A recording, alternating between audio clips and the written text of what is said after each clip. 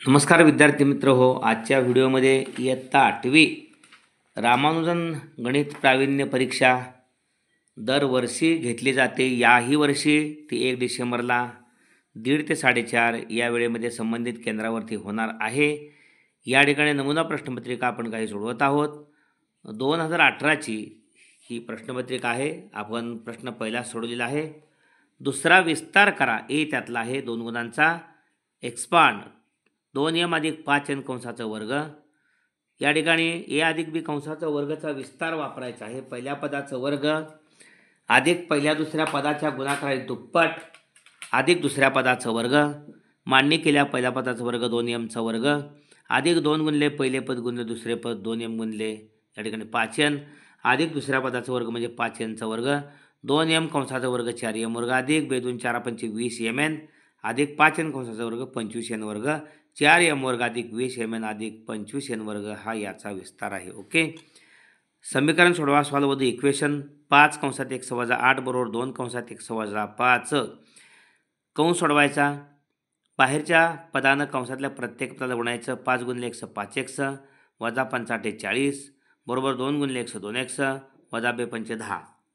x एका बाजूला घ्यायचं. 5x पलीकडला 2x मागे घेतला. 5x वजा 2x बरोबर वजा 10 वजा 40 पलीकडले अधिक 40. 5x म्हणून 2x गेले 3x बरोबर 40 म्हणून 10 गेले 30. 3x बरोबर 30 दोन्ही बाजूला 3 भागून x बरोबर 3 10 30 10. ओके. सोबतच्या आकृतीत a अधिक b बरोबर 67. या ठिकाणी या त्रिकोणाचे बाह्यकोन या ठिकाणी a मापाचा आहे, आंतरकोन x आहे. इथं बाह्यकोन c मापाचा आहे, आंतरकोन z. आणि या ठिकाणी बाह्यकोन बी मापाचा आणि आंतरकोन या ठिकाणी y मापाचा आहे. ओके. त्या अनुषंगानं a अधिक b यांची बेरीज दिलेली आहे 267. b अधिक c यांची बेरीज 223 दिल्या. a b c x y झेडच्या किमती काढायच्या आहेत.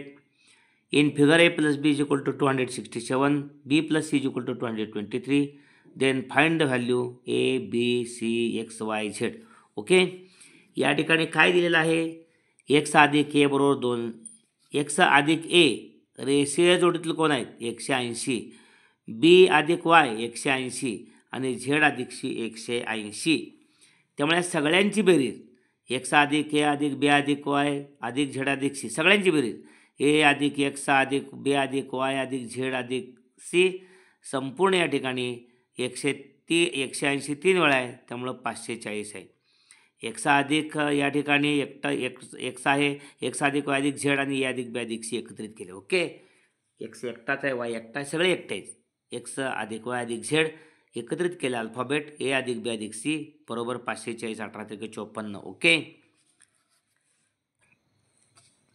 x अधिक y अधिक z म्हणजे त्रिकोणाचे हे 3 कोण आहेत त्यांची बेरीज 180 अधिक a अधिक b अधिक c त्यामध्ये a अधिक b दिलेला आहे 267 अधिक c तो काढता येतो आता बरोबर 540.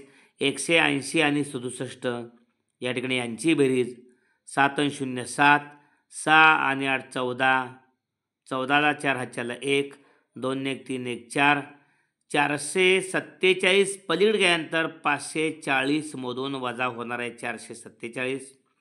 10 मधून 7 गेले उरले 3 हातच्या दिला. 14 मधून 5 गेले उरले 9. इथं हातच्या दिला 5 5 गेले 0 93. सीची किंमत 93. ओके.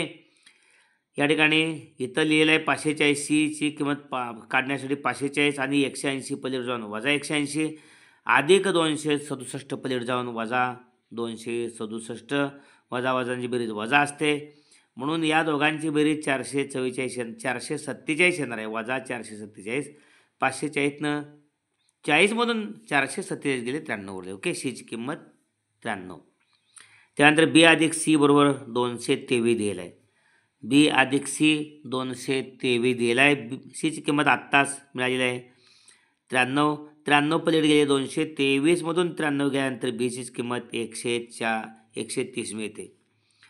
त्यानंतर आता आपल्याला ए अधिक बी दिलेला 267 ए अधिक बी 267 दिलेला आहे. एची किंमत काढू. या ठिकाणी आपण एची किंमत काढू शकतोय कारण बीची किंमत 130 आहे. 267 म्हणून 130 गेले 7 म्हणून 0 गेले 7 26मधून 13 गेले, 13 उरले. एची किंमत 137. या ठिकाणी सी मिळाला, बी मिळाला, ए मिळाला. त्यानंतर एक्स अधिक ए रेषीय जोडीतील कोण आहेत यांची बेरीज 180 आहे. त्यामुळे आत्ताच आपण एची किंमत काढलेली 137. 180मधून 137 गेले, त्यामुळं 43 उरले. म्हणजे या ठिकाणी एक्स म्हणजे पण 43 अंश इथला. ओके. त्यानंतर वाय अधिक बी 180 रेषीय जोडीतील कोण आहेत. त्यामुळे या ठिकाणी बीची किंमत आपण काढलेली आहे ती 130. 130 ही आपण 180मधून वजा केल्यानंतर 50 उरते, म्हणजे वायची पण किंमत मिळाली. झेड आणि सी 180 रेषीय जोडीतील कोण आहेत. सीची किंमत आपण काढलेली आहे 93. त्यामुळे 180 ते 93 गेल्यानंतर 87 उरलेले आहेत. त्यामुळे आपल्याला ए मिळालेला 137 अंश, बी मिळालेला 130, सी मिळालेला आहे 93 या ठिकाणी, एक्स मिळालेला आहे या ठिकाणी 43, वाय मिळालेला आहे 50 आणि झेड मिळालेला आहे 87 अंश. ओके. त्यानंतर प्रश्न तिसरा अवयव पाडा फॅक्टराईज. 12x² वजा 14xy वजा 6y². या ठिकाणी पहिल्या पदाचा सहगुणक 12, त्यानंतर पहिल्या पदाचा सहगुणक 12 आणि दुसऱ्या शेवटच्या पदाचा सहगुणक वजा 6 आहे. यांचा गुणाकार बार संग 72 येतोय. 72 वजा आहे, वजा 72चं 2 अवयव असे पाडायचे की मधल्या पदाची सांगड घालता आली पाहिजे, गुणाकार 72 राहिला पाहिजे.